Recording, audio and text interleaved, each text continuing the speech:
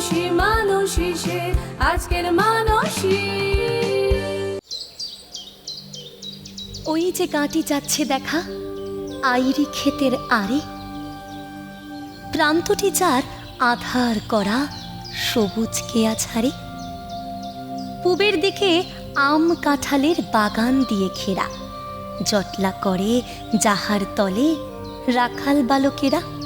ওইটি আমার গ্রাম, আমার স্বর্গপুরী, ওইখানেতে হৃদয় আমার গেছে চুরি। কথায় আছে, জীবন কারোর জন্য থেমে থাকে না, ঠিক এই প্রবাহমান নদীর মতো। যদিও আমাদের আজকের মানুষকে জীবনযুদ্ধে একটা সময় গিয়ে একা সংগ্রাম চালাতে হয়েছে, তবে আজকের দিনে দাঁড়িয়ে তিনি জয়ী। এবং সবচেয়ে বড় কথা, আজকের দিনে দাঁড়িয়ে তিনি কিন্তু একা নয়। আজ জানবো সেই জীবনযুদ্ধে হার না মানা সৈনিকের গল্প। স্বামী জুয়ারি, সংসার চালাতে মিলত 20 টাকা রোজ। রেশনের মোটা চাল আর পুকুরের কলমি, এ দিয়েই চলত দিন। একদিন স্ত্রী সন্তানকে ছেড়ে চলে গেলেন স্বামী। বিয়ে করে সুখে সংসার করবেন ভেবে স্বামীর ঘরে আসার পর কেন নিজের জীবন সংগ্রামটা একাই লড়তে হলো? কে করো নি, কেউ তো পাশে নেই, ছোট ছোট 3টে বাচ্চা। কি করবো, স্বামী চলে গেল, স্বামী চলে যেতে কি করবো, যে মুড়ি কারখানায় কাজ করলুম 30 টাকা রোজে। স্বামী চলে গেল মানে? স্বামী ছোট, তখন বাচ্চারা ছোট, কেউ যদি বলতো যে আমি 20 টাকা দেবো, আমার তাস খেলবে, জুয়া খেলে দিবে, তোমাকে আমি 20 টাকা দেবো। মানে মানে মানে ঘটনাটা ভালো করে বলুন, কি হয়েছে? আপনার কত বছরে বিয়ে হয়? আমার বিয়ে হয়েছে 13 বছরে। 13 বছরে বিয়ে হয়েছে, 14 বছরে ছেলের মা হয়েছি। স্বামী কি করতেন? স্বামী ওই ট্রলি চালাতো, ওই সব চড়ার সব ফসল দিয়ে আলুতে নিয়ে যেত। আমার স্বামী জুয়া খেলতো।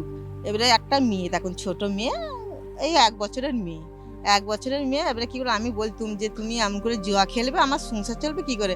এখন করে বাজারে কি 20 টাকা সংসার চলে, তখন 13 আর 7 টাকা করে চাল ছিল, মোটা চালটা 13 টাকা 7 টাকা করে ছিল বলে তাকে আমি 500 কিনে আনতুম। 500 কিনে আনতুম, 1 মুঠো করে চাল তুলে রাখতুম। এবারে 5 বারের একবার তুলে রাখতুম, রেখে লুকিয়ে রাখতুম, রেখে 20 টাকা করে বাজারে 20 টাকা করে জমতো, এটা আলাদা রেখে দিতুম।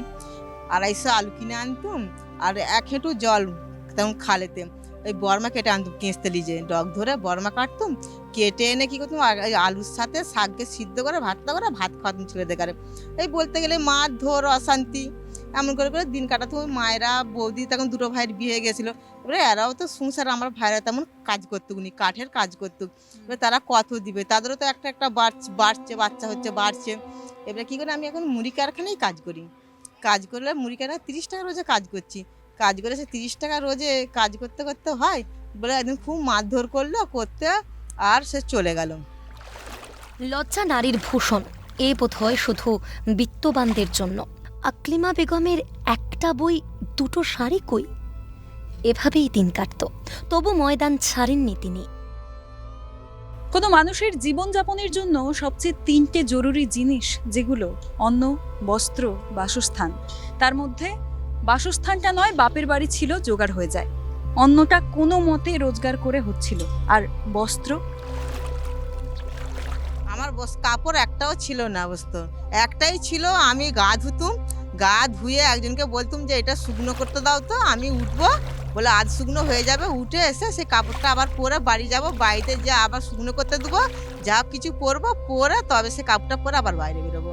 এই জলে ডুবে থাকতেন শুধু কাপড়টা? এই জলেই ডুবে থাকতাম, আমার কাপড় ছিল না একটাও।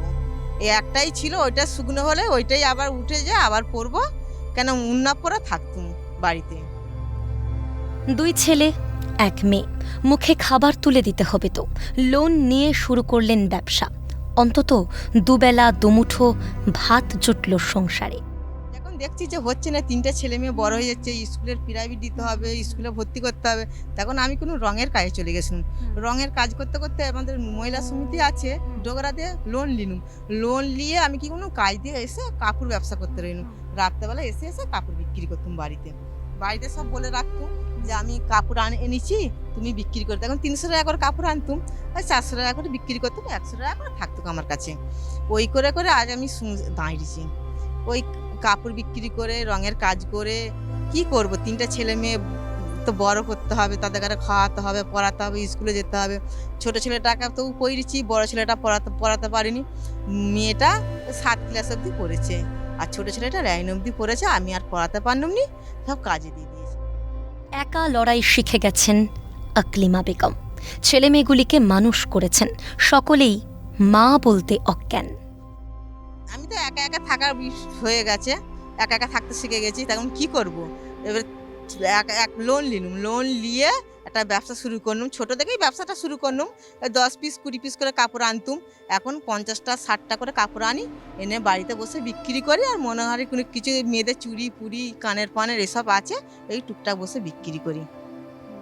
তা এতটা সাহস আপনি কোত্থেকে আনলেন যে না আমি ব্যবসা করব, উপার্জন করব? আসলে তো দেখছি অনেক মেয়েরা আমার মতো, অনেক গরিব মেয়েরা স্বামী ছাড়া, তারা সব আর স্বামী মরে গেছে, স্বামী ছেড়ে দিয়ে চলে গেছে, তারাও তো খেটে খাচ্ছে। আমি এখন রাস্তায় বেরিয়ে আমি সব দেখছি, দেখে দেখে বলি না আমিও তাহলে ব্যবসা করবো। আমারও তো 3টা ছেলে মেয়ে আছে, আমার ছেলে মেয়ে দেখে কে কে দেখবে। তখন আমি কি করবো, 20টা পিস 30 পিস করে কাপড় নিয়ে এসে আমি বাড়িতে ব্যবসা শুরু করলাম। তারপরে স্বামী আর কখনো খোঁজ নেয়নি? না, স্বামীও খোঁজ নেয় না, আমিও স্বামীর খোঁজ করিনি। স্বামী যখন 3টা ছেলে মেয়ের দিকে খোঁজ করে না, আমি কেন খোঁজ করতে যাবো মেয়ে হয়ে? না, আমি খোঁজ করবো না। আমি 3টে ছেলে মেয়েকে মানুষ করে সব বিয়ে শাদিও দিয়েছি, দিয়ে এখন আমি ভালোই আছি। খুবই কষ্ট করেছে, স্বামী থেকেও ছিল না, হ্যাঁ বাচ্চাদের নিয়ে কষ্ট করেছে, রঙের কাজে গেছে। তারপরে ব্যাটারি আগে কাটা হতো, আমাদের এখানে ব্যাটারিও কাটা হয়েছে, অনেক কষ্ট করেছে। হ্যাঁ তারপর রঙের কাজে গেছে।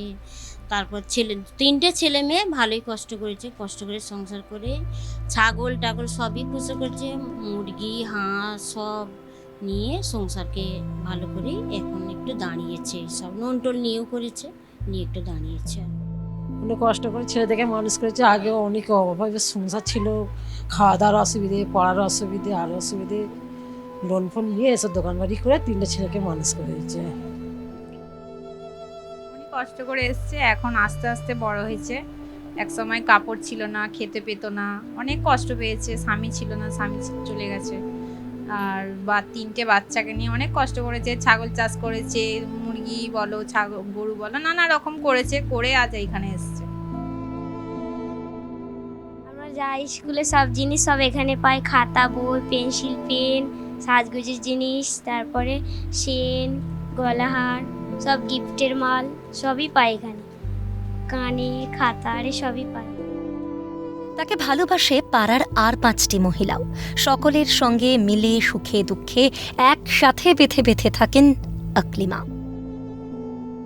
আপনাদের পাড়ার মেয়ে বউদের দেখলাম, ওরা আপনাকে অনেকটাই সমর্থন করেছে নিশ্চয়ই। হ্যাঁ হ্যাঁ, খুব ভালো।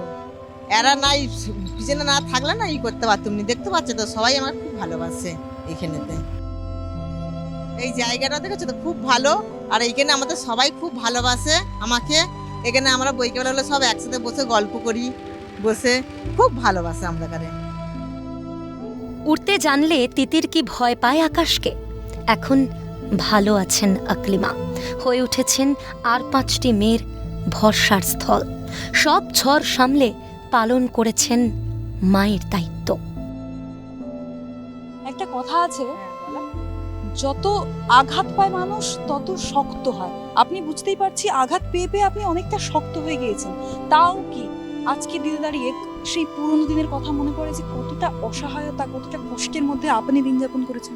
প্রচুর কষ্ট করেছি। যেমন বাচ্চারা ছোট ছিল, ভাবি কোথায় চলে যাব, কি করব, নিজেও খেতে পারিনি, বাচ্চাদেরও খাওয়াতে পারিনি। আবার ভাবছি না যাবনি করতে, 3টে বাবা নেই, মা যদি চলে যায় বলে মা মরা বাবা মরা, বলি না কি করব, এই বয়সে যদি ভিক করি কেউ তো ভিক দিবে না। এখন আমি কি করলু, ওই ব্যবসা করলু, ব্যবসা করে ছেলে মেয়েদের কারে মানুষ করলু, বড় করলু। বড় ছেলেটা হঠাৎ ছাদ দিয়ে পড়ে গেল, পাশের বাড়ি ছাদ দিয়ে পড়ে যে পা ভেঙে গেল, পায়ে 12টা সেলাই হলো। বললো মা আমি কাজে যাবো। আমি বাবা কি করে কাজে যাবি, তোর এই 13 বছর বয়স। বললো না গো মা, আমি আস্তে আস্তে বালি পালি চেলে দেবো, আমাকে 100 টাকা করে দিবে বলেছে। আমি বলি ঠিক আছে বাবা, তাহলে তুমি যাবে স্কুল যখন ছেড়ে দিচ্ছ, তাহলে তুমি কাজ করো। ছেলেটা ওই 100 টাকা করে রোজে কাজ করতো, কাজ করে করে এনে দিত। এবার ছোট ছেলেটা পড়ে, ছোট ছেলেটা স্কুল যায়, বড় ছেলেটা স্কুল ছেড়ে দিল, মেয়েটাও স্কুল ছেড়ে দিল। এখন কি করলাম, ওই 100 টাকা রোজে ও কাজ করতে রইলো, আমি 30 টাকা রোজে কাজ করতে রইলাম চাল মাটিতে। বলে কাজ করতে করতে আমি বলি না ছোট ছেলে কতই করব, লাস্টে আমি এই রঙের কাজে চলে গেলাম। রঙের কাজে যে আমি নিজে, এখন তো মেয়েরা সব গিরিল পিরিল রং ফং করে, আমি নিজেই ধরে নিলাম যে আমাকে ক টাকা দিবে বলো, আমি কাজ করে নেবো। পুরুষের সাথে আপনি তাহলে পুরো একদম পাল্লা দিয়ে লড়াই করে গেছেন সমাজে। হ্যাঁ, আমি নিজে হাতে নিজে বেসে কাজ করি, আমি ডিজাইন বলো আর বলো আমি নিজে হাতে কাজ করি। আবার আমার সাথে সাথে আরও 2টো ছেলে থাকতো, সেও থাকতো, একটা মেয়ে থাকতো, সেও বললো ঠিক আছে তুমি যখন পারছো আমি পারবো নি, বলে যত ডিজাইনের কাজ আর রঙের কাজ আমি সব নিজের হাতে সবাইকে দিয়ে আমি করি। এই যে আপনি হার মানেননি, এটার জন্য আপনার নিজের উপরে নিজের কতটা গর্ব হয়? না এখন, আগে তো বলেছিলাম যে ছেলেপুলে ছেলে রেখে দিয়ে চলে যাবো, এখন আমি ভাবছি যে আমি যদি ছেলে রেখে দিয়ে চলে যেতাম, আমার মেয়ের ছেলে মেয়েরা কি আমাকে মা বলে ডাকতো, যখন বাড়ি আসতাম, বয়স তো হয়ে গেছে, যদি বাড়ি আসতাম তখন থেকে মা বলে কেউ ডাকতো। আজকে আমি ছেলে মেয়েদের নিয়ে আছি বলে ভিক দুঃখ করে নিয়ে মানুষ করেছিলাম, অনেক কষ্ট করে মানুষ করেছিলাম শাক সিদ্ধ খেয়ে, আজকে ছেলেরা আমাকে মা ছাড়া কথা বলে। আজ যদি আমি নিজে নিজে ভাবি যে আজ যদি চলে যেতাম, আমার তো ছেলেমেয়েরা কেউ আমাকে মা বলেও ডাকতো। এখন আমার ছেলে মেয়ে 2টো ছেলের বিয়ে দিয়ে দিয়েছি, তারাও আমার নিজের মেয়ের মতো, তারাও আমাকে খুব ভালোবাসে। যারা আপনার মতো লড়াই করছে আরো কত মেয়ে, তাদেরকে আপনি একজন সাধারণ মহিলা যা করে দেখিয়েছেন, আপনি তাদেরকেও তো আশা দেবেন। তাদের কি করা উচিত আপনি বলবেন? দাদাকে বলি আমি যেমন কাজ করছি তুমিও কাজ করো, খবর তো নাই। তাদের যদি মহিলা মধ্যে যদি, আমি তো একসময় কাপড় ছিলুনি পরতে পারিনি, দাদাকে কি করি আমি নিজে আমার কাপড় খুলে দিই। এই আমি 1 সপ্তাহ পরেছি, এলাম আমাকে কাপড়টা ভালো লাগেনি, তুমি পরবে? বলছি হ্যাঁ আমি পরবো, তোমার কাপড় আমি পরবো নি। আমি অনেক মেয়েকে অনেকজনকে আমি কাপড় দিই, এই বোনেতেও আমি কাপড় দিই। আমি সবাইকে, একসময় আমি কাপড়ের খুব কষ্ট পেয়েছি, কাপড় ছিল নি, আমি জল পানিতে ডুবে বসে থাকতো আমার কাপড় শুকনো করতে। আমি এখন সবাইকে হাসতে হাসতে কাপড় দিই, আমাকে আমার সবাই বলে, বলছে তুমি একসময় কাপড়ের তারে কি অভাব করেছো, একটা জুতো ছিল নি আমার, আমি সবাইকে আমি কিনে দিই, জুতো থেকে কাপড় থেকে আমি নিয়ে যাও। আমি এমন কষ্ট করেছি, তোমাদেরও আমি কষ্ট পেতে দেবনি, তোমরাও ওই কষ্টটা তোমাদেরকে বুঝতে দেবনি। আমি যেই দিয়ে আমি জ্ঞান হয়েছি, যেই দিয়ে আমি কারবার করতে জেনে গেছি, যেই দিয়ে আমি দাঁড়াতে শিখে গেছি, আমি সবাইকে আমি কাপড় কিনে দিই।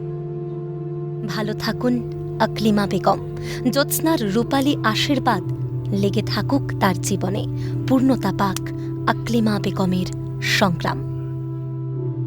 সূর্য রোজ ওঠে, রোজ অস্ত যায়, কিন্তু আমাদের মানুষীদের মনোবলের কখনো কমতি হয় না।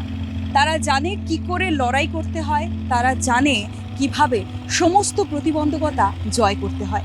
আর অবশ্যই নারীদের যদি সমর্থন না থাকে, তাহলে আরেকটা নারীর উঠে দাঁড়াতে অনেকটা সমস্যা হয়।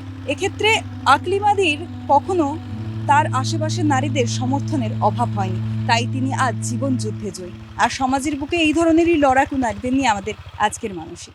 মানুষই মানুষই সে আজকের মানুষই।